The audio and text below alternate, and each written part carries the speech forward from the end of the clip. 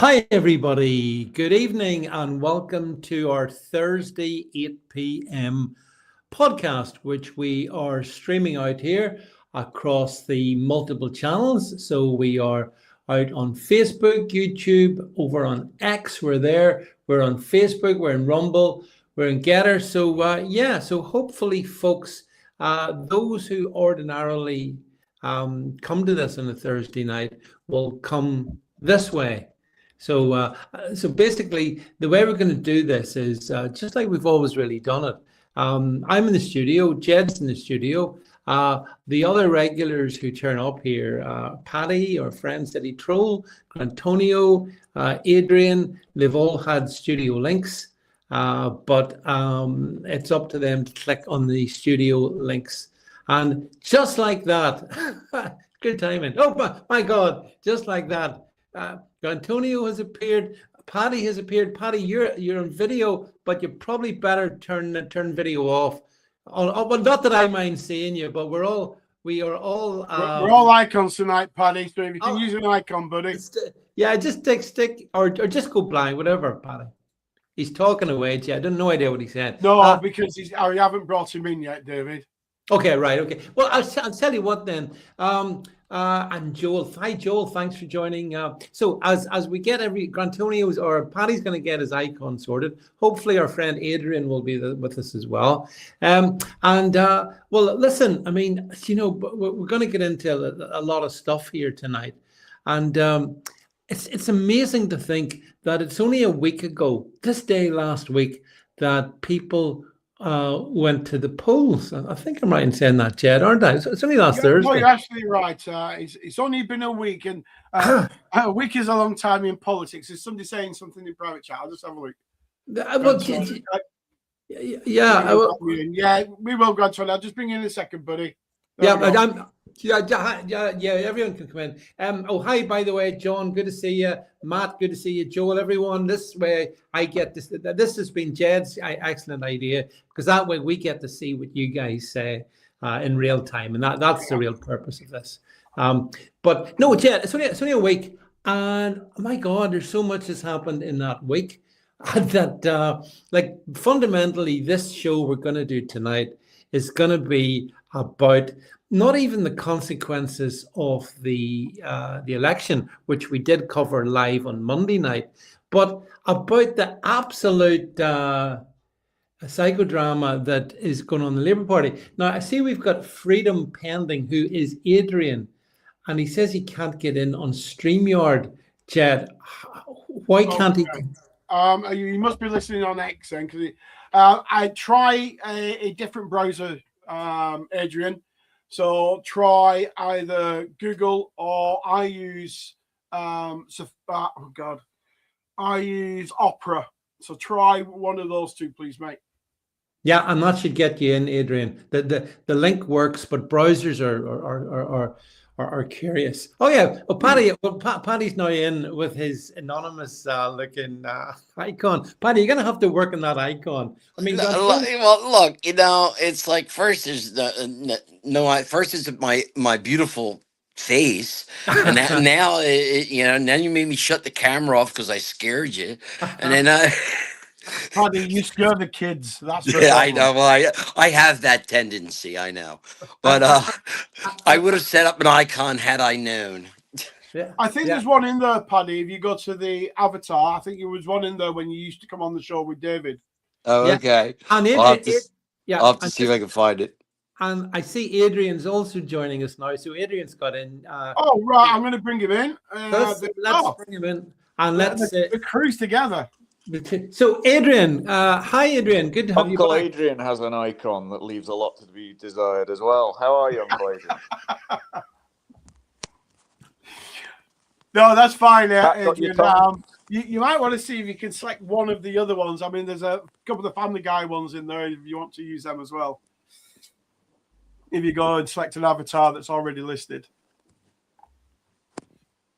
Okay, look, I'm going to leave Paddy and Adrian. Right. I tell you what, I'm going to come out. I'm going to message Adrian, Uncle Adrian, on WhatsApp, and we'll see what we can do. Okay. For me. Right. You do that, Paddy, and we'll keep Antonio, and we'll keep it all going. Okay. And thank you, DCI Froggles. Make sure you blame Jed for all transmission issues. Absolutely guaranteed. Anything goes wrong, it's nothing to do with me. I just was walking past. A bit like Keir Starmer. Those election results were nothing really to do with him. He just happened to be in number 10, and his party got historically wiped. And I suppose the thing we should kick off with is the fact that as we do this live tonight, there has been developments today. There was going to be a leadership challenge, and then it sort of didn't seem to happen. And then finally this morning, Little Wes Streeting said he was resigning as health secretary. And then about tea time tonight, Andy Burnham, the king of the north, has said that he's going to stand. He's got another Labour MP to agree to stand down, and he's going to stand. He's going to stand in a place called, I think it's called, Rusholme.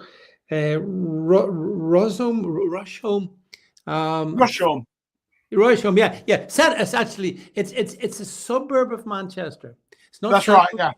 And the interesting thing about that, Jed, is, which is hilarious, is in the elections last week, Reform absolutely they won every part of it. It's completely turquoise. So yeah. So this could be absolutely fantastic. Because we've got a Labour MP standing down. So obviously Reform are going to put somebody up. Yes. Yeah. Burnham's going to be there. They're going to lose to Reform, and Burnham's still going to be out in the cold. Well, actually, and even better, for Burnham to stand, he has to resign as mayor of Manchester. So we then get a new mayor, which could then be Reform. Yeah. Yeah. So Jed, that's why it's so good. This one could end up as the worst own goal ever, whereby the Labour lose the seat and Labour lose the mayorship of Manchester. So I just want to welcome Paddy back with his Make America. What does it say? Great again, Paddy. Yeah, great again. Great, Make America Great Again, except it's an Irish green version. I wonder where the color was. Yeah, very good. And Grantonio, I see you're still there. Adrian's device is not connected, so I'm not sure what's going on with Adrian, but he's maybe going to come back in. We've always wondered how connected Adrian really was, but that's a topic for another day. He's struggling with his AirPods at the moment. All right. Well, you see, you will go down the Apple route and not the Android route, which is much easier to connect. Well, I know I'm Apple. Is AirPods? I don't understand the distinction. Is AirPods an Apple thing? Is it? Yes. Well, they are going to. I mean, my whole ecosystem is Apple. Everything I have is it's just ended up that way, I suppose. I didn't hear Grant at all. Well, you can't hear me, Paddy. Good Lord. Right, let's get back in. Paddy, Adrian's back. Let's see if Adrian can hear us. Hello, Adrian. Come on, Adrian. Come on. I haven't a clue how to work this bloody thing. In. No, he's in. He's in. You're in, Adrian. You're in. Yeah, but I can't even put my AirPods in. I don't know how to put it on silent. So you just rattle away while I try and get my head around it. Yeah, Adrian, don't worry about it. Button at the bottom. You just press the mic button. Do you see at the bottom of your screen? Yeah, right. I see that now. Yeah. Yeah, right. Press that. It'll mute it, and then unpress it. I understand. Right. Yeah. Give me. Yep. Right, the team's together now. Come on, we're rocking. Right, so we have managed to. There's always going to be a bit tricky. We have. There's echo there. So what we have to do is whenever, we need to mute the mics when I'm talking so that I don't get echo, and that's the only thing. So anyway, listen. So I want to just have this like normal, and the normal thing that we do is we talk about the big events, and I suppose the fundamental question I'll ask everyone is this: do you think that Keir Starmer is going to survive as Prime Minister? Because he does. Right. Chad, I'll go to you first. I will survive. Oh, God, no. Oh, I should have said that. What? Couldn't have asked it. Yeah. Dun, dun, dun. Doom, doom, doom. I have Turn time. around now, Yeah? Jed. What? You're not welcome anymore. I know, but turn around now. I should have made you leave the key. I should have changed those stupid locks because I knew one day you'd be back to follow me. Now go, walk out the door. And I wish he would. I wish he would walk out the door, but he's that stubborn. He will go down and fight him because I think it's been said a couple of times this week. There is actually the problem with Starmer is he's not a politician. He never has been. He's a lawyer. And he can only look at this without emotion. The lawyers look at problems without emotion, an emotional attachment, because that's how they deal in law. In law, there is no emotion. There is the law, and that's it. And I think that's his problem. I think so. He's clinging on, thinking, "Well, no, people voted for me." But I mean, look at the speech he did. He didn't once mention any of the topics that the country is going absolutely apoplectic about. Well, actually, Jed, the King's speech that they did yesterday, which was a huge embarrassment, again, that managed to miss all the things that people were interested in. It's quite I mean, I don't think anyone was saying, oh, we really need digital ID. But yet that was in the King's speech yesterday. Yeah. I mean, he's tin-eared. But your impression, Jed, is he will hang on until he has to go. Is that what you think? Yeah, I think he will. I think he'll literally, we'll have to drag him out and he'll be clinging onto the carpet that much. Yeah. Clinging onto the carpet that much that literally he'll drag the carpet out with him. Well, okay. Grant Tony, I'll come to you next. What's your interpretation? Do you think Starmer will voluntarily go, or is there going to have to be, the Labour leadership contest? Now, hasn't he said that if West Streeting tries to take him down, he's going to trigger a general election? Did he not say that? He threatened that, but I doubt. That's the right word, isn't it? He threatened it, knowing that could just compromise all of their jobs. And a lot of these members of parliament have got mortgages to pay, and I know Angela Rayner certainly does. I'm sort of with Uncle Jed on this. Do you know what? I think he might stick around. Hang on, where's this Uncle Jed coming from? I'm with Granddaddy Jed on this. I think Granddaddy, you're pushing it. He might stick around. He doesn't exactly have much to be threatened by. Really, does he? I mean, I think somebody did a poll somewhere. Was it on X? It might have been you, David. I don't know. But it was like, who would you rather was in control? And, I mean, they were all roughly equal. But I think Starmer was ahead, strangely.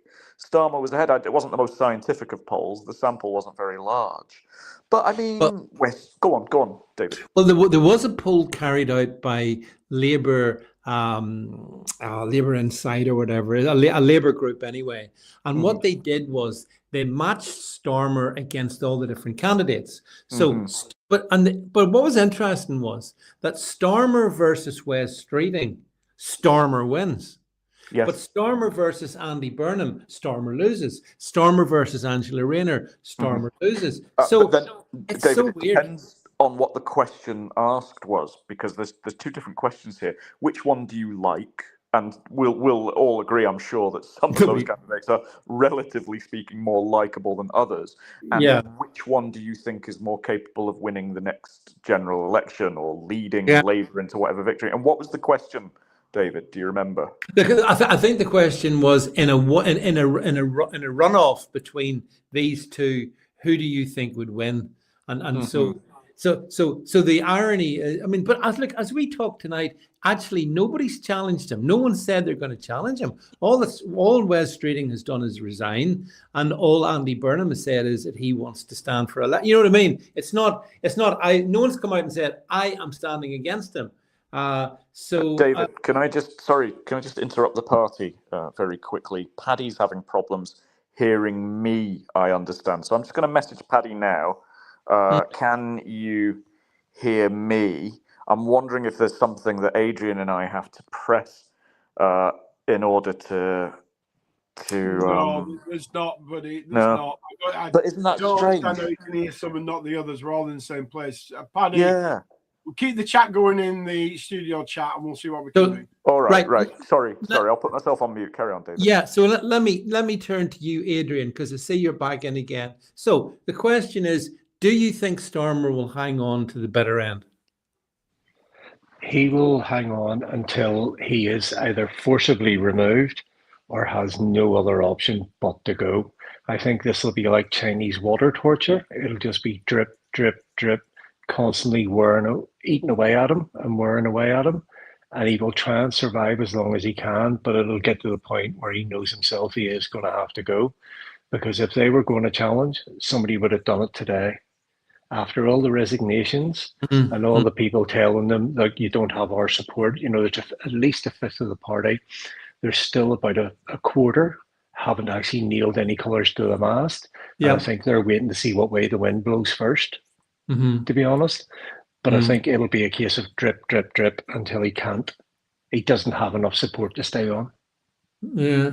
Although I see John says here, this already is the bitter end. I mean, the Labour Party is splintered into, you're right, Adrian, by the way, it's splintered into at least 3 to 4 factions.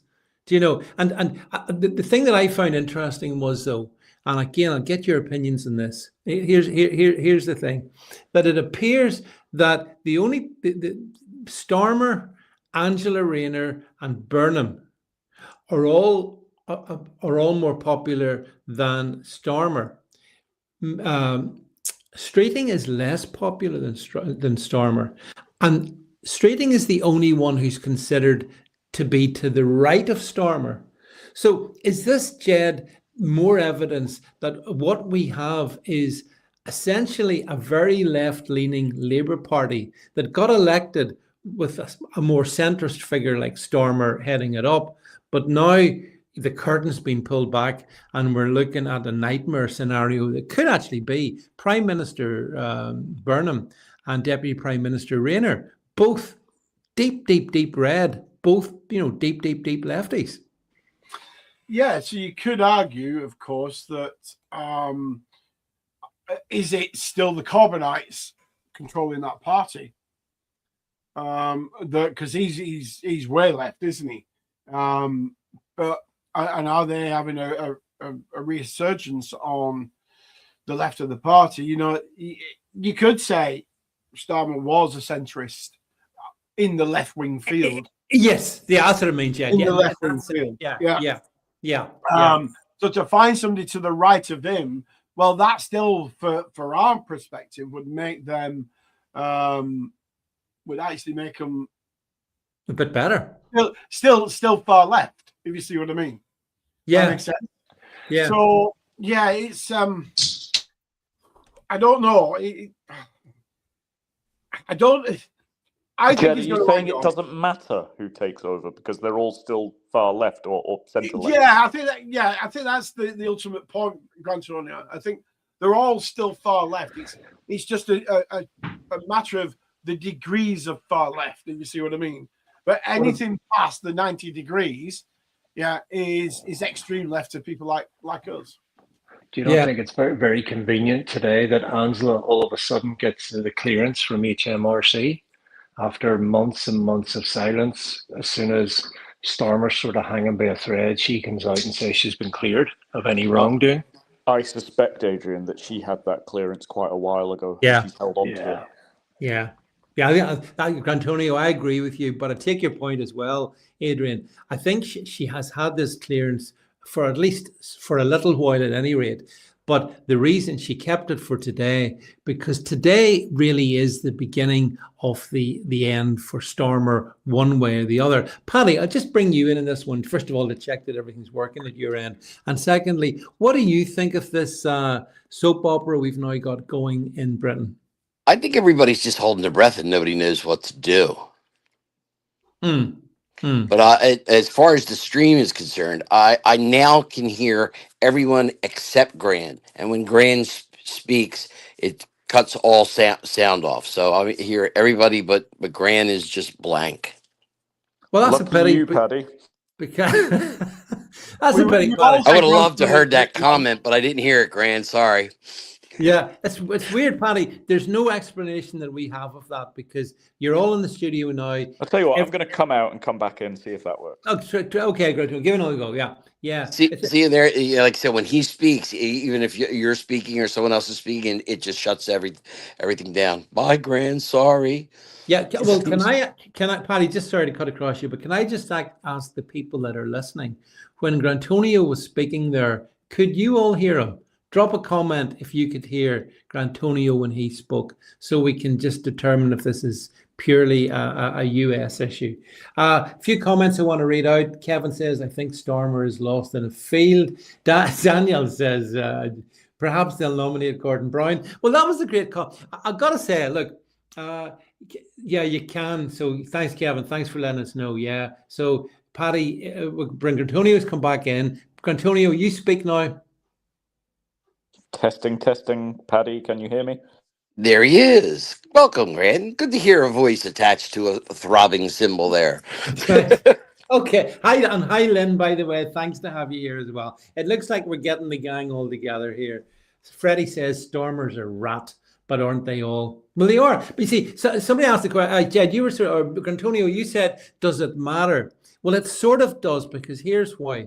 The money markets, which the likes of the BBC don't want to talk about, they're already looking at the 10, 20, 30-year gilt rate going up and up and up, because they know if it is some kind of strange hybrid of, Andy Burnham and Angela Rayner, or God forbid Ed Miliband, then what that means is that the policies will be so much further left, which means the cost of borrowing goes up and we'll all pay for it. So you know what I mean? It does matter in that strict sense. I've just spotted Adrian's icon. Adrian, that's very good. I like the frog there. That's excellent.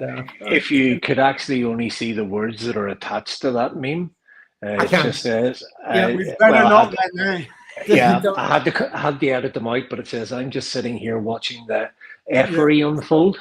That's right. Okay. All right. And it's always a good show, isn't it? Well, I mean, you guys can always work in your icon. I mean, that could be your homework for next week. Work on icons. So can you help me out? I'm seeing comments popping up from the likes of Lynn and Daniel.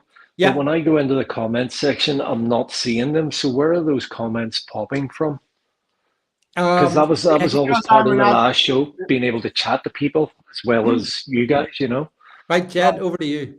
Adrian, those that are coming up in the side that you can you see them on the right-hand side?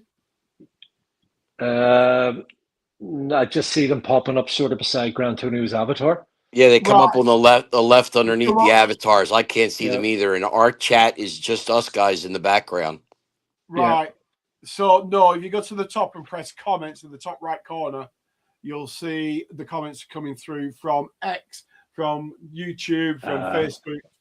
Okay. Yeah. No problem. So there is no comments. There is no space. There is no place to press comments. Right. I get it now. So I take it it's only us 5 in the studio and everybody else is then listening. That's right. Other methods. Right. Sorry. Right. I'm 6'5". It takes a few feet for the penny to drop, That's very good. This is what we want. Yeah. So no, Jed says once you've figured out over on the side panel, you'll see all the comments just coming down. Freddie says live chat is on the Twitter feed on my iPhone. We're bringing also, as you can see, we can bring comments up in the studio screen here as well. So we got a lot more flexibility. And as I said, this is like, we just have to go through the pain of this one. Jed and I discussed this, by the way, and we thought this was better than just X Spaces because we can actually have dialogue, and I love being able to talk to you all. So, that's what I did manage to get a new Twitter account created as well. So yeah, and let the trolling begin. Yeah. Well, I mean, at the moment, Twitter is not my friend, but along with everybody else who creates to any significant degree, but whatever. So back to the topic. Yeah. So Angela Rayner, Grantonio, and Adrian, actually, because you're the first one to mention this to me this morning. Yeah. Well, you got to admit, wasn't it a bit of luck that HMRC, whether they did it this morning or whether they did it a week or two ago, doesn't matter. They decided that the small matter of overlooking a 40,000 underpayment, which she had to make, and then basically saying, yeah, it was an honest mistake she made. I mean, is there anybody believes that outside of, I don't know, Arkham Asylum? Well, there's a few things to consider here. Angela Rayner hasn't exactly been, the most truthful of members of Parliament. If you listen to some of the things she said in the past, there was a story about how her mother and her they used to eat dog food because they were so poor. They used to brush their teeth with. She's got a face like a dog's arse, so I can understand that. And I don't think she's an attractive woman, Adrian, but then you can see the glasses that I'm wearing.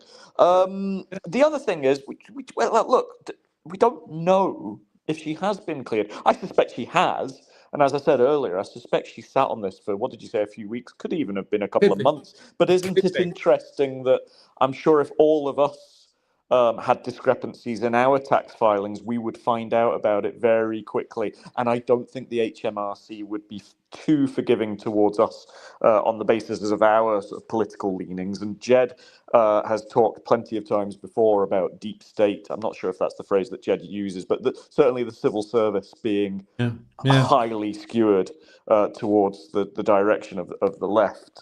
And Daniel just brings it in here. Daniel also says she also overvalued the house on the trust to her disabled son. You're dead right. I mean, and you're Antonio, you're right. She has got seriously dodgy form, but nonetheless, she's loved by some of the trade unions. But I think David, come on. Let's now be honest, because I know you're finding it very difficult to say how much you love her too, David. Well, I have to. Special place for Angela Rayner. I've got a warm spot for Angela Rayner. I don't think she's unattractive. The only problem is everything that she says, Jed. Also the clothes that she wears. I mean, she dresses like a clown. But then, if you saw Rachel Reeves yesterday dressed in like a pink clown suit, did anyone see that? I saw that. But I'm just curious how you're allowing these comments to denigrate a woman that clearly you have.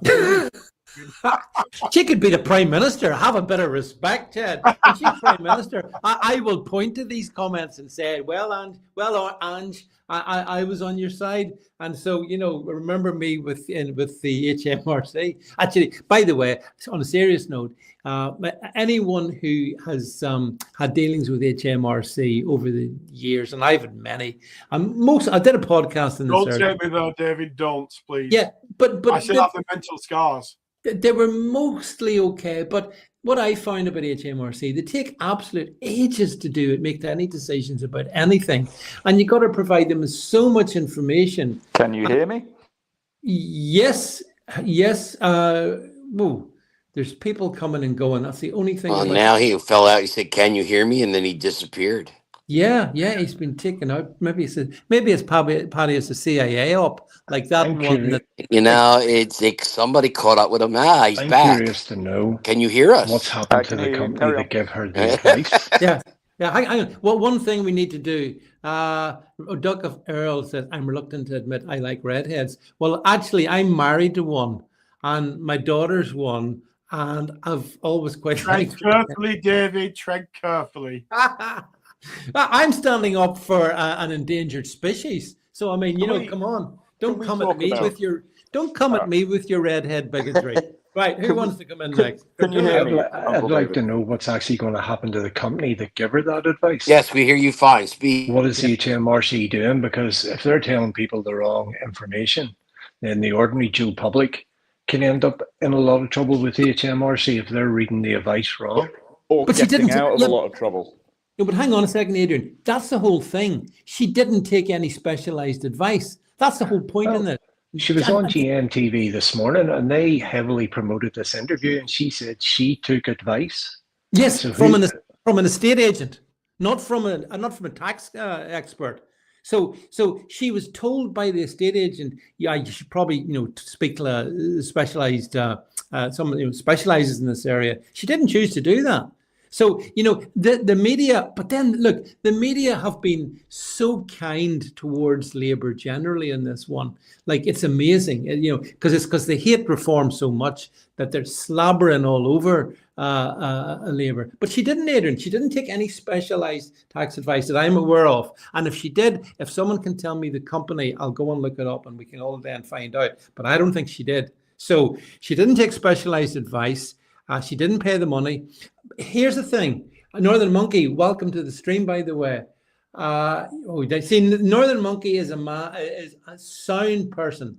Redheads have spurred Dave, especially Irish ones. Yes. So there we go. Well, look, and this is the interesting point.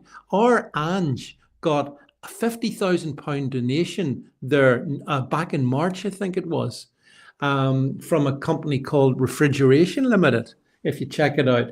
And isn't that ever so, Grantonio, what a coincidence. She gets 50 grand for her office costs. Then she pays off the 40 grand. I'm not saying anything other than smart enough to play the system, but not smart enough to be discreet about it. Now, I'll tell you something about Angela Rayner, Uncle David. You probably already know this. Did you know that about 10 years ago, she tried to buy a pair of, and this is absolutely true, I've got a link somewhere which I'll post in the chat. She tried to buy a pair of R2D2 high heels. If that's what, I think there were, anyway, Star Wars themed R2D2 high heels. And it turns out that she couldn't get them. She thought if she was on this list. I can't hear anybody. Can you hear me? Yeah. I can hear you, Adrian. Can you hear me? No one can hear me. I can hear you. I can hear you, Grant. I can't hear Adrian. I can't hear anybody at all. Right, Adrian, maybe you now need to come out and come back in again. If you can, we can't hear me. And can I also say, we got to be careful here, because if we spend the next hour and a half saying, "Can you hear me? Can you hear me?" Yeah, it's going to be really boring. It's going to be really boring for everybody listening. So let's just try and keep. Well, keep I'll going. finish this. Keep going, Antonio. Yeah. Anecdote, but it's absolutely true, and I do think it's important. She tried to buy a pair of R2D2 high heels. She couldn't, because she didn't realize that she had to queue up to buy them. And you can look this up, David and Jed and Paddy and Adrian, if you can hear me. She actually used government-headed paper to write a letter of complaint to this company. This is an absolutely true story. I'm going to find that. And I'm just, I've got it here. Hey, Antonio. Use of power. Go on, David. But what is R2D2 heels? Is that like the Star Wars? That's exactly what I'm talking about. You can see, I've sent a link in the group chat. And she was so irked that she had to queue up for them that she used government stamped headed paper, headed paper, in order to make a complaint. And it's just, you think, well, is this the caliber of politician? Is this where their priorities lie? It's all kinds of strange things there you go. Well, we've actually got it on screen so we can show everybody. Pretty cool that you can do that. You couldn't do that on Podbean, so that's pretty cool. But aren't they the most ugly, hideous things? That's awful. But she wrote a letter of complaint to this company. How much were they asking for those shoes? And then another thing, which is more important than R2D2 high heels. Have you ever sort of researched all of the prospective candidates to become the next prime minister? Have you ever researched where they sit? Come on, David, that's not an unattractive woman, is it? That's my point. Jed mocks me for it. Yeah, but keep going. She looks like Donna from Doctor Who. Politically, hang on, David. I'm mocking you. Paddy's right. She does look like Donna. I can't think of her. Yeah, Dr. Donna from Doctor Who. Yeah, she does, because she's redhead as well. Yeah. I know my redhead's Paddy. Yeah. No. Can you hear me? I can. You can. Yeah. The point I was going to make. Sorry, let's move away from Angela Rayner's looks. I know you want to stick to that, David. But if you just actually discuss where they all sit politically, I actually think Burnham's the most interesting, because he's the one that's got this North You might even call it an obsession, or it's a very expedient, cynical political ploy on his part to keep mentioning the North, the powerhouse of the North, the North, the North, the North, and we're going to put more money in the North and regenerate the North, and we want devolution for the North. I actually wonder if that's going to backfire on him around the country. But anyway, sorry, David. Well, no, that's a really interesting point, because the problem, I mean, Labour has an Islington problem, because Keir Starmer from North London, Islington, his predecessor Jeremy Corbyn from North London, Islington, Tony Blair from North London, Islington, Ed Miliband from North London. You know what I mean? They are very North London centric at the top. So if you have Burnham from the north, as you say, and Angela Rayner from the north, does that make Labour more appealing to voters in the north? Yeah, but I just wonder if people in Manchester are actually fed up of all this. Yeah, Hillsborough this, Hillsborough that. It's like all he goes on about is Hillsborough and his record. I think, what did he do? He might have nationalised the bus services in Manchester. He did. Yeah. If you remember what he was like during COVID. Now, the Labour were more hardline than the Tories, if you can believe that. We should have locked down harder and we should have locked down sooner. And Burnham was more hardline than Starmer. I vividly remember. It's interesting. Yeah. And they're the things that we should be discussing. I mean, it's nice to talk about R2D2 high heels. It was me who brought that up. I was trying to make a serious point. See, this is why everyone needs to tune into this, because I don't think there's another show going out on the internet where people are talking about R2D2 high heels. And I love the eccentricity of it, the fact that we do it. It's interesting. Adrian keeps coming and going. Adrian, are you there? And if so, what do you think of Angela Rayner's R2D2 high heels? No, we got a problem with Adrian's sound. He's not. Or are you on mute, Adrian? He is. See, you have to remember, to unmute yourself. Yeah, and Jed, being from the north yourself, up north, I understand that in Manchester, Andy Burnham is not as loved as the Westminster bubble are pretending. They're all pretending people in Manchester love him. If you go back to last Thursday, Jed, and look at the elections all around Manchester, Labour did awful and Reform did very well. So that suggests to me that I don't think Andy Burnham is as loved as they're trying to pretend by northern people. Right. Okay. So here we go. So, as somebody from, for example, somebody from where I come from, and I say I'm a northerner, then you'll get a Geordie who say, you're not a northerner, I'm a northerner. Yeah. Right. It's almost as bad as saying, Manchester. But no, I don't think he is liked as people would like to, or the press would like you to think he is, if you see what I mean. So I don't know.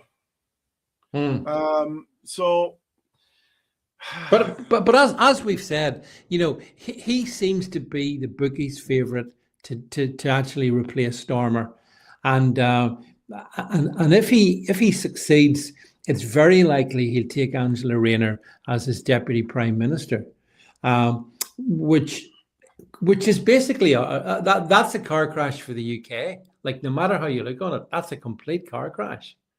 Adrian, do you want to try commenting on that? Microphone up, mute off. I'm not sure he can, David. I think he's using Safari, and I think he's having issues with Safari. Adrian's left the studio from he's back. Yeah, we're having issues with Adrian,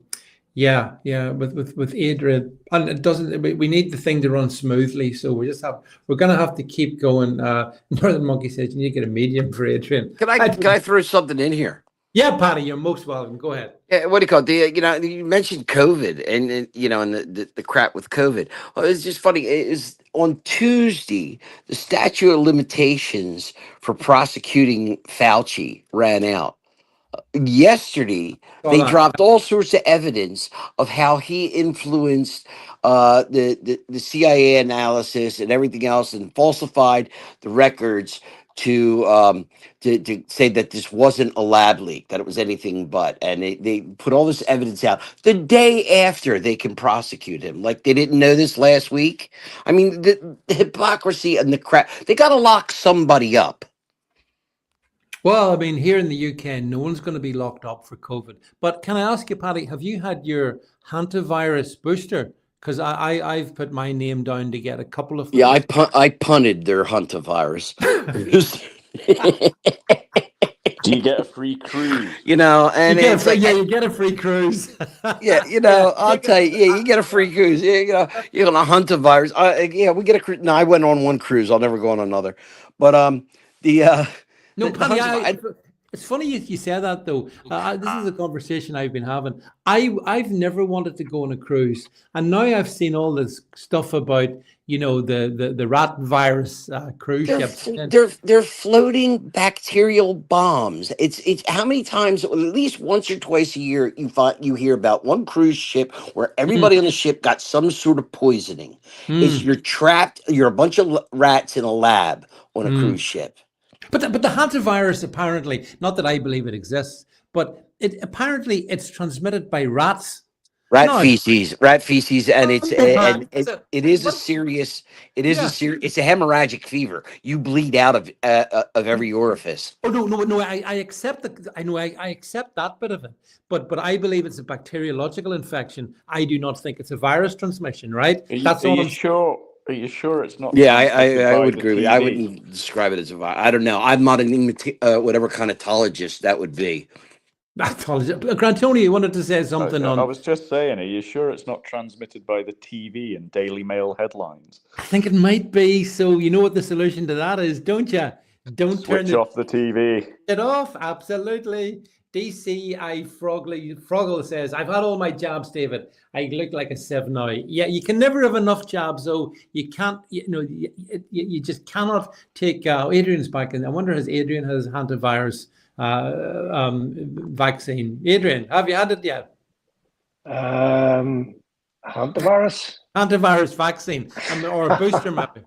Oh Jesus! Don't start that malarkey. I know, but Adrian, we started all this in the midst of COVID hate when we all basically took a stand against it, and I can't believe that they're back at this crap. Only this time it's hantavirus, and there's a cruise ship with Novavirus that left Belfast. Yes, right. Just remember, hantavirus cannot be passed from person to person. Remember that.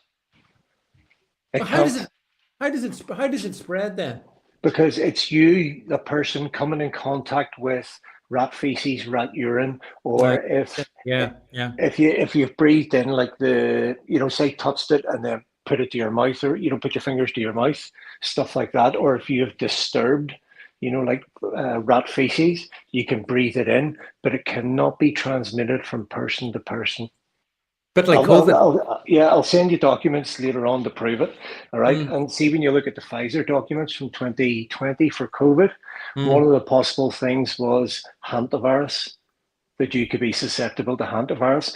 But Dr. Zelenko, does anybody remember that boy? Yes, I do. Yeah, I do. Right. Yep. So Zelenko said that hantavirus is an RNA virus. So again, hydroxychloroquine, ivermectin, zinc is what you need to cure it. Do you know how they do it? Do you know how they test for it? Do you know how they test for hantavirus? Can you guess? It's probably a bullshit-o-meter or something, is it called? Is this the way they ram a swab up your nose? One of these. It's the same totally implausible stuff. But going back to another symptomless virus. Yeah, but that proves that you've got it, Antonio. Proof of having hantavirus. Well, but no, actually, to be fair to Paddy, he was right in what he was saying, though. I think, but I do believe it's a bacteriological infection. I've spoken to a couple of scientific friends I have, and they were just laughing at this whole notion that it spreads from person to person, and that's why you have to self-isolate for. The monkey says a mousetrap. You have to isolate for 33 days. I mean, it's unbelievable that David. There's that. Sorry, I'm talking over you. Sorry. Go on, carry on, Adrian. Go on. 33, the magic number. Do you notice how this always appears everywhere? Mm-hmm.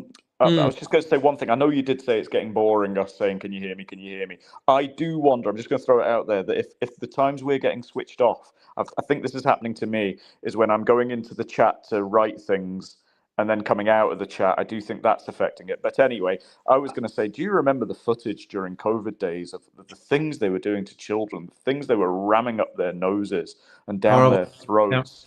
Do Yeah. you remember how they were getting children to wash their hands every 10 minutes, and people were ending up with blisters and all sorts of things? And is that a Klingon I can see?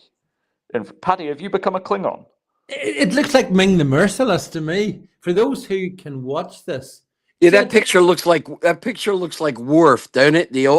An older Worf. Yeah. Is that you, Paddy? That's my current look. That's Love my it. current Love look. Yeah. We are at the height of high fashion here on this show. Every Hey, Thursday. this is the tip top of the elite. We are the ones. Remember that, David. We Do are you the think- faces. When we walk in the room, we are the faces. Do you think Sir Keir Starmer is a Klingon? I think I'm not he's- touching that statement. Can I just want to say hi to Daughter of Persia here, who says you should invite Dr. Neil Stono as an expert. Thanks for that. And by the way, just again, I like to put this one out every week for all my Iranian friends. Haven't forgotten about you. We know about the daily executions that are going on. It's horrible. It's absolutely horrible, actually, that the whole Western world. Somebody pointed this out to me today. We're doing this over the internet, right? I think Iran has gone now without any internet for 72. I think it's 72 days. Complete blackout. And Do you think it's appropriate for Donald Trump to be flying off to China when he's essentially at war? I don't know. I am very unsure off my ground with Trump on this one. He's down to Xi Jinping. It all seems to be going pretty well. I understand that. And every day people are being hung up and executed in Iran. I find that, I don't know what Daughter of Persia thinks, but I find that hard for me to reconcile. Paddy, you might take a different view on it, and of course the president is capable of doing. My view is just that it's going to happen. The negotiations. We keep saying I'm negotiating. He's letting them. He's proving to the world that these people cannot be negotiated with, and everything else. The final result is regime change. It's number one. You cannot say that in America, and number two, it's taking time. I know everybody wants it to go faster, but it's going. The inevitable is happening. The Persian people will be in control of their country. Okay, Paddy, here's a question back to you. There was a figure circulated the other day that says that further to the ceasefire, Iran has now got back about 70% of its ballistic capability. So is that not a bit of a strategic blunder? You hear these numbers and hear anything. It's like all things when it comes to the news. Trust what you see versus what you hear. How many ships are they hitting? How many countries are they hitting? How many missiles are they firing a day? They got 70% back. Why isn't Israel being hit with 500 missiles right now? And why aren't the ships in the Gulf being hit right now? How much capability they actually have, and versus how much is it? Nobody knows until we're actually exchanging bullets. Yeah, but we do know people are being executed on a daily basis, Paddy. We know that. That's true, and it's breaking everybody's heart and everything. But will action in certain ways cause more people to be killed and died? We don't have the full numbers, and we don't have the full set of what is going on behind the scenes. Are we pouring arms into Israel that are being funneled into Iran for Wednesday? This negotiation point, what this deal making is going to end, and then Trump's going to react, and it's just it's not moving at anybody's pace but his, and it's a long, excruciating friggin' pace. Yeah. No, I mean that's fair comment. It is excruciating, and I just think that Trump needs to end the bullshit negotiations. Don't want to have any more negotiations, actually, Northern Monkey's right, though. I do appreciate what Trump's trying to do there with China. Keep your enemies closer. and use China's leverage. I absolutely right. I mean, Paddy, I just again come to you in this one because he's your president. I think he's doing pretty well so far in the China stuff. What's your take? The Chinese, he's doing great with the Chinese. The Chinese are just, they really don't know how to deal. He's not like any other president they've dealt with. And and we're playing chess with them, and Xi is actually pretty good at this, and we're tic-tacking back and forth, and everything else. And that's the bigger war. You got to remember, Venezuela and Iran both are China's main supply of oil, and we've Exactly. choked them both off. They want this, and they can't just demand, they don't want to exchange bullets with us at this point.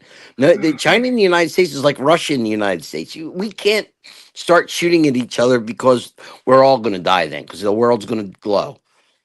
Adrian, do you want to come in on that? Yeah, I raised that point a few weeks ago that by tackling Venezuela and Iran, he puts the choke point onto China. And I said he's actually heading to China in May. That gives him all the leverage. The only other choke point that he needs to go for is Malaysia, because they have a massive petrochemical industry who China would be quite reliant on as well. But this puts all the leverage into his hands while he's going out to China now, because he controls it all. It is the art of war. You know, do you remember the speech he made a few weeks back? He says, I'm playing chess against these people. Some of them are really smart. And that's exactly what it is. You don't win a game of chess in one move. It might take you 100 moves. And to those who don't understand the game, you look at them and go, what are you doing? But those who play the game understand the moves and see the moves and know exactly what's going on. So us uninitiated, we're a bit confused by some of it. But have you heard of something called the Core 5? Has anyone heard of that? The Core 5. So this is like the new world order, and this is maybe what Trump's trying to do. And basically, it's like tinfoil hats, freezing out the Europeans, right? And what you have is the US, China, Russia, India, and Japan, right? And so it's like the BRICS is being restructured and India's coming in, but the others not so much. And I can see a value in that. What do you think of the idea of these being the 5 core global players? And by definition, the EU absolutely being left out of it, left to rot, which I was quite impressed with the concept. Adrian, basically what it's doing is it's obliterating NATO, because NATO is basically the European Union with America thrown in. Yeah, exactly. Well, which is something I think we've all felt that. I mean, NATO is such a post-war anachronism. You've got the Security Council, and you've got the Permanent Security Council, haven't you? Which includes France, UK, China, America, and Russia. And then you've got the other Security Council. I forget what that one's called. But it seems like such a product of something that happened 80, 90 years ago. And well, it is. Need to move on. It is. It's the remnants of World War II. That's what NATO is. David. Yeah. What you just said, the 5, your 5 core, it makes, look at it. Those are the 5 nations whose economies are basically running the world right now. You've got those 5 countries are the only 5 economies that really count. The European Union, as much as they wanted to wield themselves together, have never been able to fuse themselves into one economy. And it's, and that was the EU's original goal. And they never bothered doing it. They turned into a Politburo instead, and are insignificant. And so you got those 5 countries are the economy. The EU have never exactly been a significant military force either. They've always relied on NATO. Well, that was what they looked at as their military force, and it never was. But that's the whole point. The whole point is that the European Union relied on Uncle Sam predominantly to cover their military needs as they built up their social welfare states. And now they are absolutely left with it all over their face because, Trump's not prepared to do that anymore. And I think if Trump could bring together this. And you're seeing it with Xi Jinping at the moment down in China, and with Prime Minister Modi in India, and his relationships with the Japanese Prime Minister as well. It is, Adrian, I'll come to you because it's when we talk a lot about it is a restructuring of the world order. It's seismic, except most people don't see it, if you know what I'm saying. Most people. Yeah, very much so. Like, they wanted China to be the powerhouse that was going to control the world with the Great Reset. So why not bring them on board? And the only thing is Japan's economy is not doing too great. So I don't see the relevance of them being in it. And they're quite an old population, aging population. So I don't really know what benefit Japan is going to have. I know technology-wise, they're quite AI a bit and ahead of most robotics. people. AI and robotics. Okay, that's what I was saying there. The technology aspect they can get, but I know their economy is pretty much in the gutter. Yeah, but well, I mean, like the European Union, I suppose. But it's just interesting to see that, as Trump's out there in China, and that's America's being seen, I think, in a pretty strong light. We here in the UK, Jed, bringing it all back home, are seen as this kind of ludicrous, dysfunctional. Interesting. Sorry to interrupt. Look at the countries, right? Japan doesn't want migrants. Putin doesn't want migrants. China doesn't want migrants. Yeah. The US really doesn't want them either. No, I know, and they're trying to get rid of them, but it's not interesting that they haven't let their countries be overrun, shall we say, by uninvited guests. What was the fifth country? Was it Russia? Yes, Russia. Yeah. Who again are very strong on not allowing foreign cultures to come in to their nation. I think Russia at St. Petersburg got hit with a terrorist attack a few years ago. What was your point with that, Adrian? These are all nationalist countries, essentially. Yeah, very much so. Yeah, they're not prepared to weaken their borders by outside foreigners coming in. Mm-hmm. They will dictate on their terms. Putin, Xi, very authoritarian, very strict, will control that country the way they want to.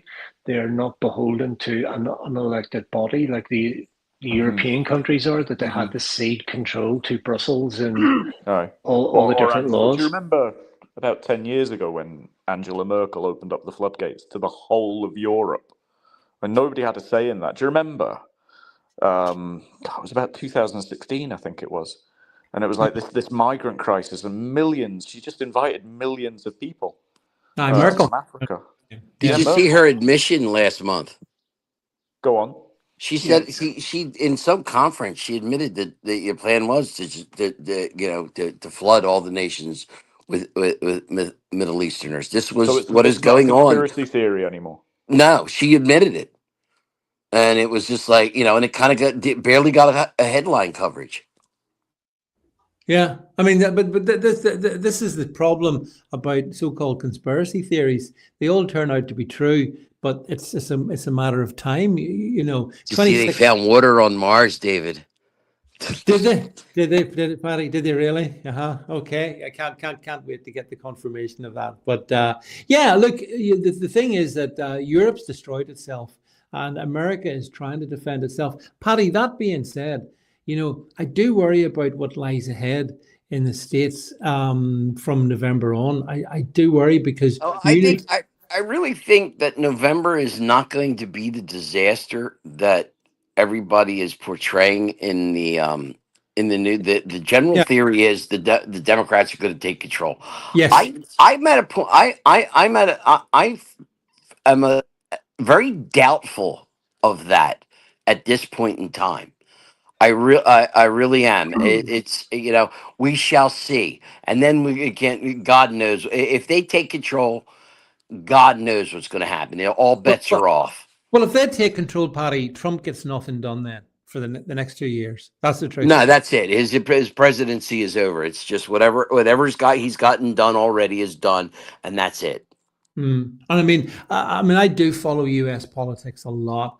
And what amazes me is the Democrat Party in the States is uber woke, uber anti-white, pro-trans, pro-immigration, anti-ICE. and but absolutely. Although I See, thought I've got to be careful with ice because I have sensitive teeth. Well, you got to watch that. I know what The nerve of you. Sorry, The nerve of I'm you. not saying anything for a while. I just had to come in there. have they not been renamed as nice? Yes, that's what he proposed that last week. Somebody said that as a joke about a month ago, and he actually put it out as a presidential order last week.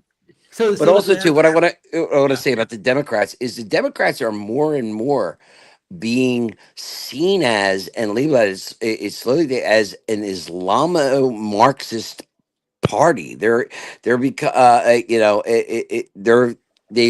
banking on Marxist policies and the Islamic and these Islamic votes, like what's taking place in New York And we and have in the Dearborn, Greens in the UK. yeah, and they've made themselves more and more fringe. We had the Supreme the head of the Supreme Court in Pennsylvania, who's been a Democrat for 50 some odd years, just left the party yesterday.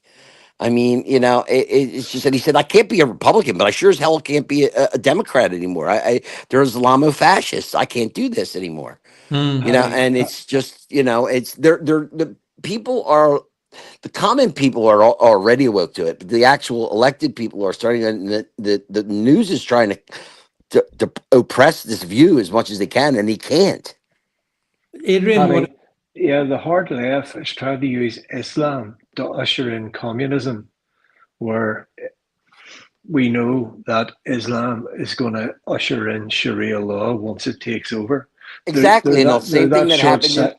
Exactly, they're that short-sighted. They can't see it, Yeah, and the Marxists will then be killed, just like it happened when the Islamists took control of Iran. They had tons of what would be modern Democrat liberals on their side, and they executed all of them. Yeah. What was that KGB colonel when he said basically once the revolution takes place, the useful idiots will be lined up and shot? What was his name? Words were never spoke. Truer words never spoke. But I can't remember his name, but I will find you that quote. He said the likes of the LGBT activists and all that, they'll be the first ones that are lined up and shot. Is there not a perverse part of you, though, that wants Islam to win so that the likes of Owen Jones can find out about it very quickly? He'll discover if he can fly or not, I would think, Antonio. Yeah. Well, maybe. Actually, I tell you, I just want to shift it. We're at 9 o'clock now. We'll go to 9:30, usual time, because I want to talk about Scotland, actually. Antonio, I want to turn to you in Scotland, because I've really enjoyed myself in the past week with the Scottish results for the Scottish Parliament, insofar as the Green Party have turned up the greatest number of freaks and had them elected. and did you see that in Nicola Sturgeon's constituency, Antonio, the heart of Glasgow? Did you see that they've got themselves a trans green MSP, and they've got another one in South Edinburgh?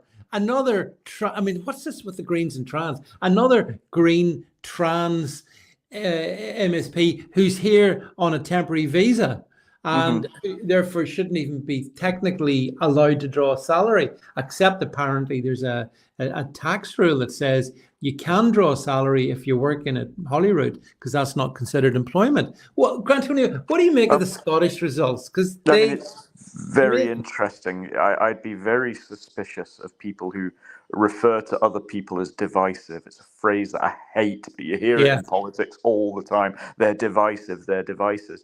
And Mr. Swinney, he decided that Reform weren't going. The leader of Reform was not going to be invited to the leaders' meeting in was it Bute House or was it Holyrood? I think it was Bute House. A few days ago. They're very inclusive, just as long as. It's a funny one. The weekend, I understand Hearts are playing Celtic. They are, yeah. Now I'm not a Hearts supporter. I just happen to be. It's by blood. I'm a Jambo by blood. It's not a choice I've made. Okay. Everyone I've spoken to wants Hearts to win.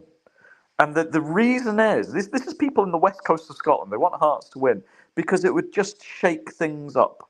It would just be good for Scottish football, is what they say. And I just wonder if that's a metaphor for what's happening at the moment. That the SNP, who, by the way, lost seats, I understand. They did. Their vote went back. Yeah. They lost about 200,000 on the first vote, and on the list system they lost 400,000 votes. Right. So their seats went back, their votes went back, and then they're claiming this is a mandate for a second referendum. I mean, talk about clown world. Yeah. And there you go. Of course, it always means it's a mandate for more. The bigger they fail, the more the greater their mandate. They did. Well, Adrian, what did you make of the Scottish results? I mean, you have got the SNP who are demented at any, just to start with, and then you've got the Scottish Greens who apparently are mostly trans. To be honest, when the election was taking place, we had a few other things going on in the family that needed sort of. So I was only really seeing the headlines. I didn't pay too much attention to the out-and-out detail of losses and gains and whatnot. But we all know that Green Party is it's a joke, and the Greens only get a foothold in power usually because they're needed to form coalitions. And then this is then what gives them the small foothold and gives them a chance to create some policies that anybody with half a brain would just go, catch yourself on. Like we see Zach Polanski has now come out and he wasn't paying taxes while living on his houseboat. It doesn't matter what party it is. They're all absolute lunatics. I think somebody said they're all crooks. Somebody said that to me in some platform. That's disparaging to those genuine crooks out there. Bank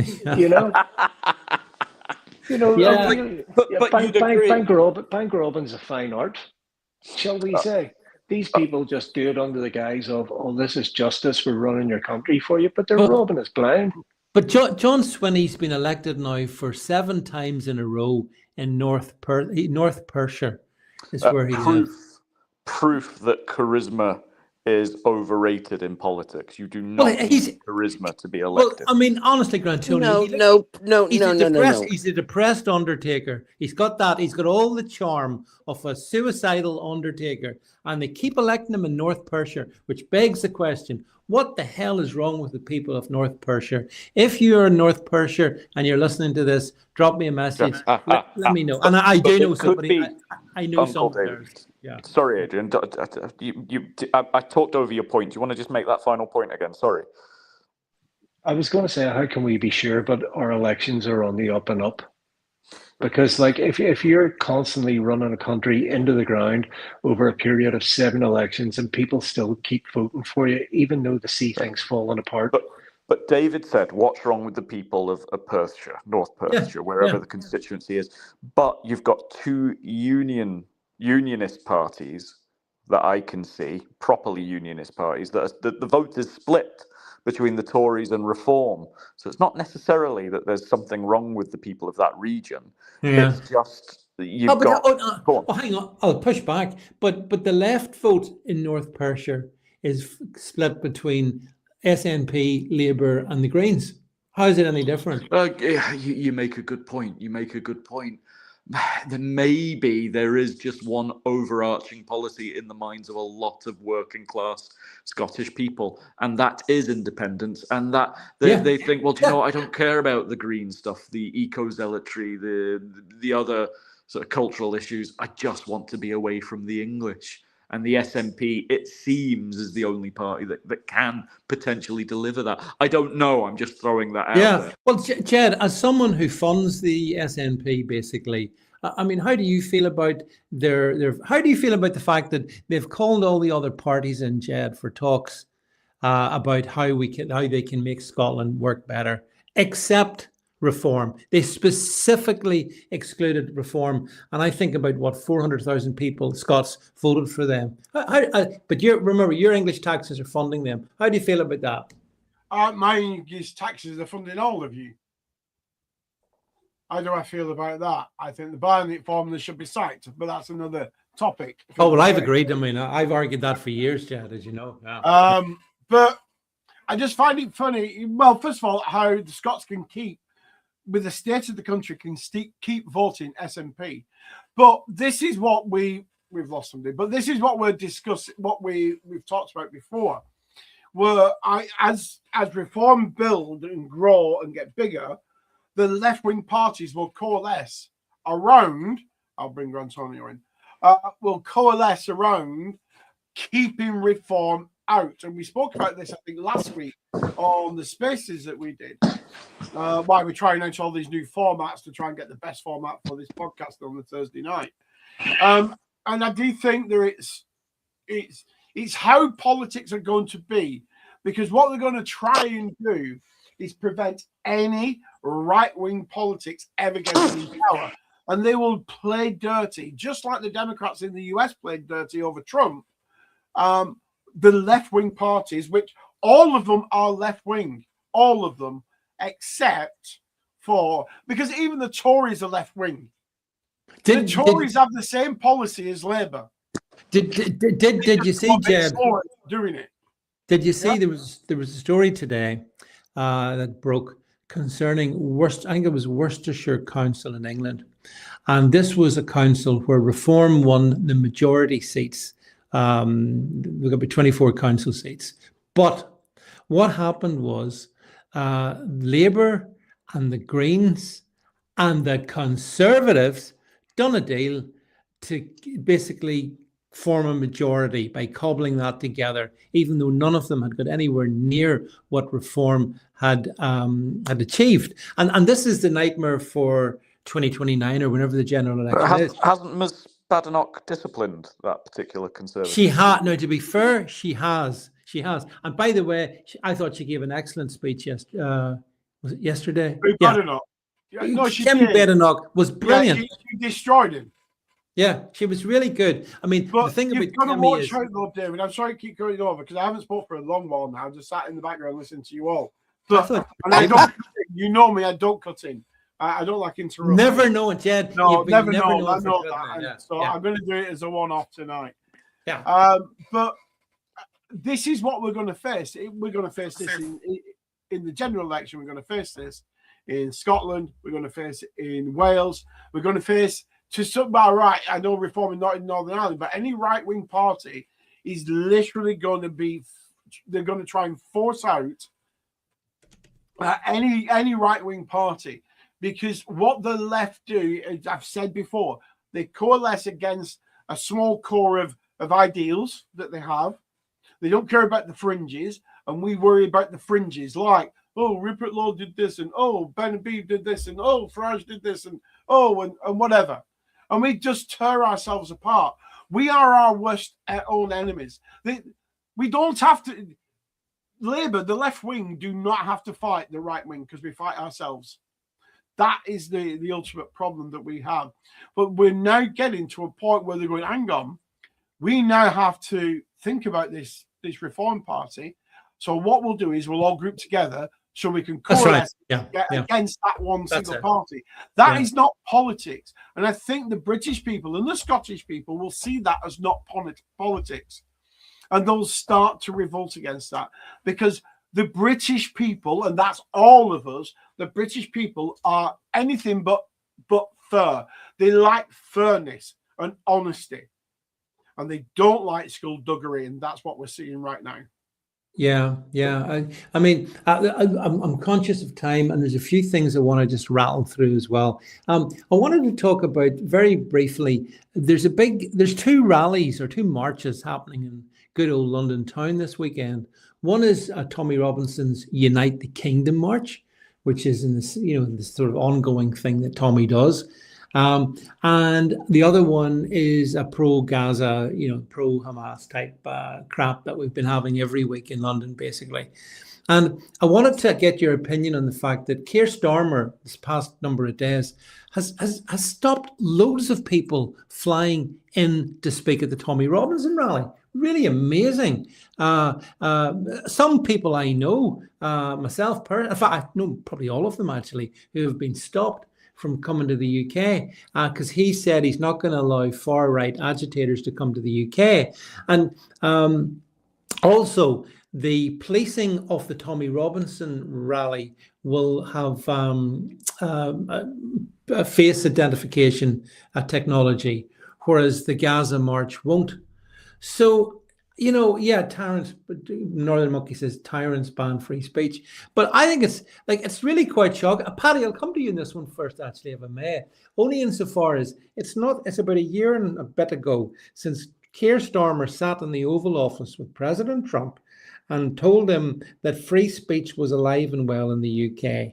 And here we have Keir Starmer stopping people from coming here just because he doesn't like what they think. Paddy. That's because he doesn't believe in free speech. And you can't demand free speech because you don't have 700 million guns to defend yourselves and your free speech. Finally, you do it, Paddy. That's what you need. You know, I mean, they're not afraid of you. They can shut you out and just do what they please because they have no fear of their populace.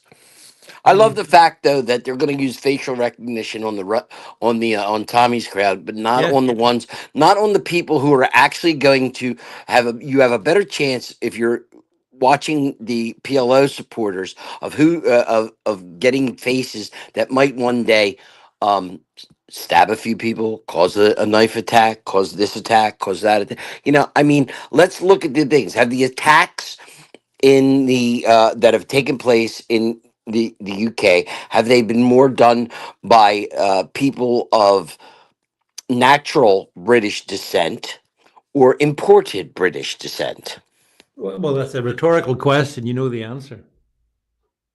Well, true. That's what I'm saying. So logic would dictate, if you had any sort of real policing, that which crowd you would be monitoring closer to anything. See, that's the one thing here is everybody knows everybody's being monitored. So they know everything about all of us. but not in London and Saturday. In London and Saturday, the pro-Gaza mob aren't being facially tracked.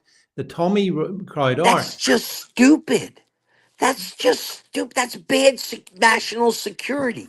If you're going to have instigators right now, look at the politics look at the situation in the world. We have basically Islam fighting with the entire Western world. So you have two rallies, and one of them is pro-British, pro-Islamo-fascist. You'd think you'd be monitoring them above anything. But patriots are and Adrian, like I, as you know, I mean, I've been to several of these Tommy things. I've spoken at one of them, and it's the equivalent of what we would have kind of like 12th of July here, Adrian. There's a good vibe. There's people from all over the UK. The one thing they have in common is a great love of their country, a desire to protect the borders, to remove uninvited guests. You know, and yet they're the people being targeted on Saturday by the British government. Yeah, so what was it? Palestinian Action Group was labelled a terrorist group, wasn't it? Yeah, it was. It's prescribed. We have seen many of those people up in court for criminal damage, you know, breaking into Air Force bases, damaging planes, damaging factories. Yeah. And yet they're not the ones that are going to be surveilled. It's the ordinary hard-working person who is absolutely fed up to the back teeth with the political class, the uninvited guests, the way they're being treated, the way they're being dictated to. So if Paddy can fire in a 700 million guns, I'm going to fire in, it's my head's on spikes time. You know, it's how long are the law-abiding people going to stand for this? Because this, again, so if you're filmed at this march, is this going to be used against you in the future if you do something wrong? You apply Adrian, you apply for a job, and all of a sudden you might find, if the employer does a background check, that there's a black mark against your name. What if you apply for a job, say, that needs a security clearance check? Well, and your face has been recorded at this march. Are you now on a blacklist? Is this going to be used against you? Probably. Will this be used against you if you want to get a mortgage or a bank loan or anything like that? Although, as Northern Monkey says, it's a fair enough point, Adrian. This is what Keir wants. You know, he wants people to be scared. He wants to minimize the numbers coming to Tommy's rally this he absolutely wants it because he fears it. Jed, what's your take on this? The different the two-tiered treatment that the Palestinian marchers have. They can just do what they want, chant their hateful stuff, and no face tracking for them. But the Tommy fans, well, yeah, you're going to have your face tracked. What do you expect? We're in a controlled state, aren't we? We're in where I mean, look, how many times have they talked about no IDs, digital IDs, and then no, we're not going to do it, but yet it's in the King's Speech. Yep. They want us tracked. They need us tracked. Why? Because the puppet masters say we need to be tracked. We need to be identified. We can't go on the internet without identifying ourselves. We can't have a bank account. We can't do this. We can't do that. You must be tracked and you must be watched. And the problem is, at the moment, we have left-wing people running the government. We have left-wing people in our deep states, the civil service. So therefore, and all our other institutions are left-wing. So we are set against the entire apparatus of state and education. So to be right-wing in the UK at the moment is actually, we are now all Tommy Robinsons. We are now all enemies of the state. And that what they're doing at the weekend for the Tommy and for the Palestinian march is proof that anybody who is not left-wing is now enemy of the state. So we could all write the book as Tommy did, because that's how we are being treated. We are being tracked, we are being banned, we are being silenced, and then the left wing said, no, we don't silence people, we're in for free speech. No, you're not up for free speech. The only speech you want is the speech that you agree with. That is not free speech. The irony, David, the irony, when you look at what the British government spent and tried to do in this country fighting terrorists for decades, and yet now the tables have been turned. They're openly letting the terrorists do what the hell they want, and it's the ordinary person now who's being punished. Yeah, you know. But Grantonio, what's your thoughts on this Saturday double treatment we're seeing from the government? It was a work of tyrannical genius on Starmer's part a couple of years ago when he was clearly waiting that for was disappointing. Can you hear me okay? He was waiting for an asshole Rudolph Banana or whatever his name was to stab 3 little girls to death, so he could then immediately blame it on working class people across the country, so that he could make them live in fear for the next however many years. You know, if you want to be a tyrant, Starmer's the genius when it comes to that. I mean, the majority of people that are going to this unite the nation? Unite the kingdom. Unite the kingdom. It's called that. Yeah, I mean, these are working class people who are that I'm not sure if just calling them right wing is correct necessarily. They're just patriots. They're just concerned about what's happening to their country. I'm sure if you were to go on, David. And well, actually, and it's not just working class, because I've been to several of them, and I've met professors, I've met military people, I've met working class people as well. It's quite a spectrum of humanity. You've met people who are employed. Yes, What's the bet that the people on the other side of that are exactly, yeah. That's right. Yeah, it's basically the employed are at the Tommy March and the unemployed, the parasites are on the other side. Yeah. Sorry. There was a point I wanted to bring out, but now I've got the mic. You've forgotten it.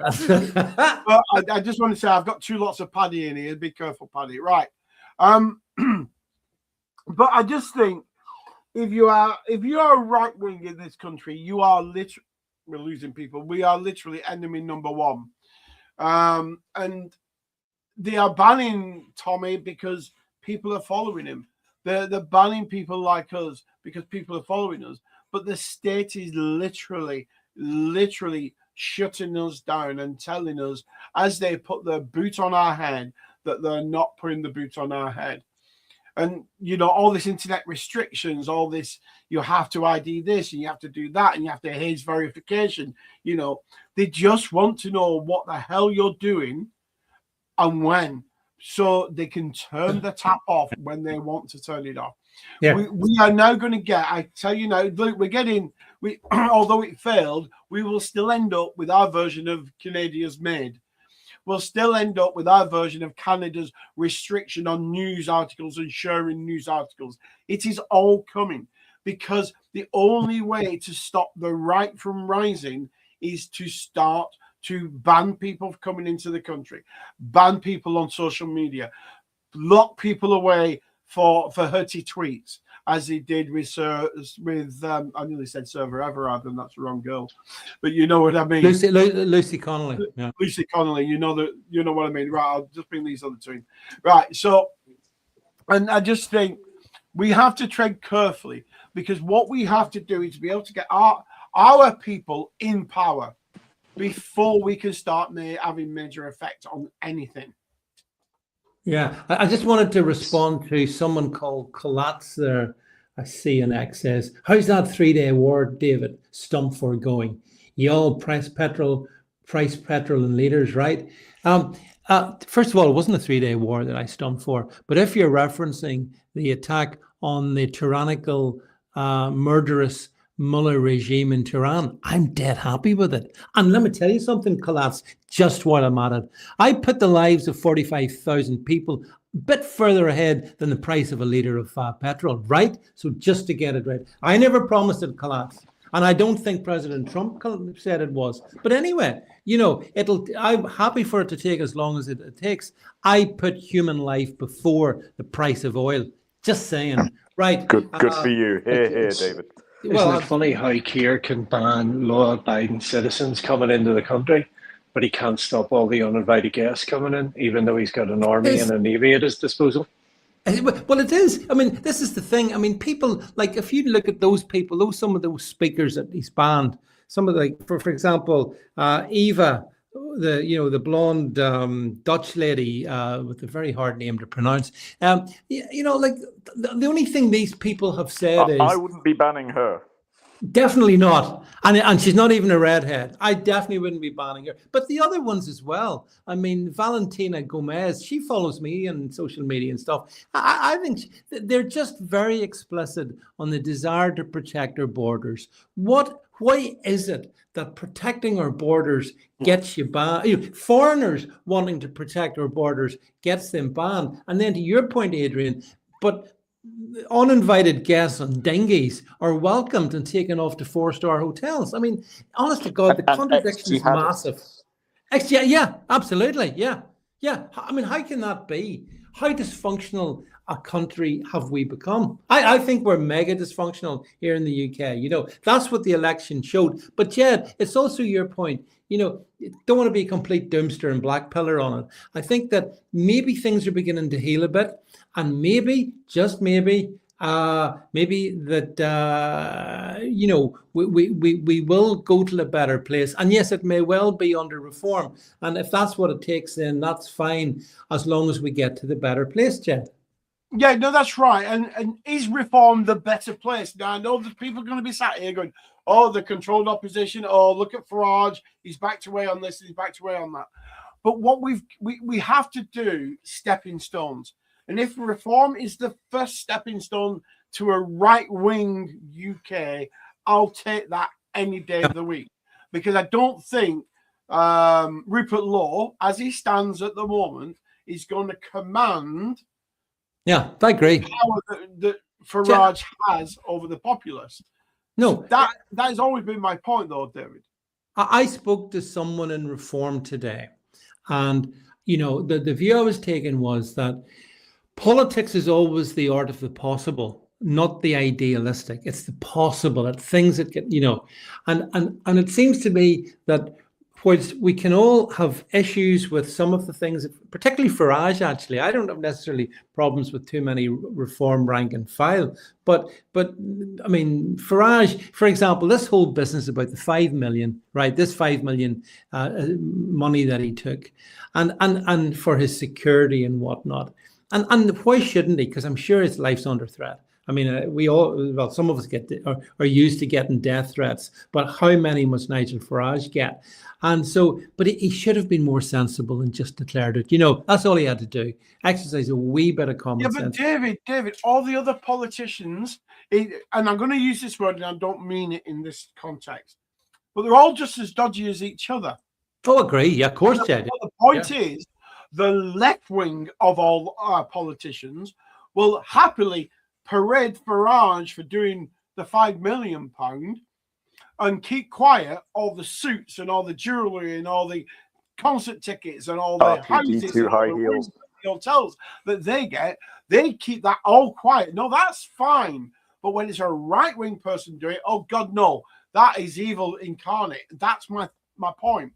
You look at how many bad things that the left wing, particularly Labour Party, have done since they came to power, and they've not had the impact within the media that one single item that Farage has done, that has been spread over the news, every single newspaper, every single headline, every single ticker tape at the bottom of the screen for weeks and weeks and weeks.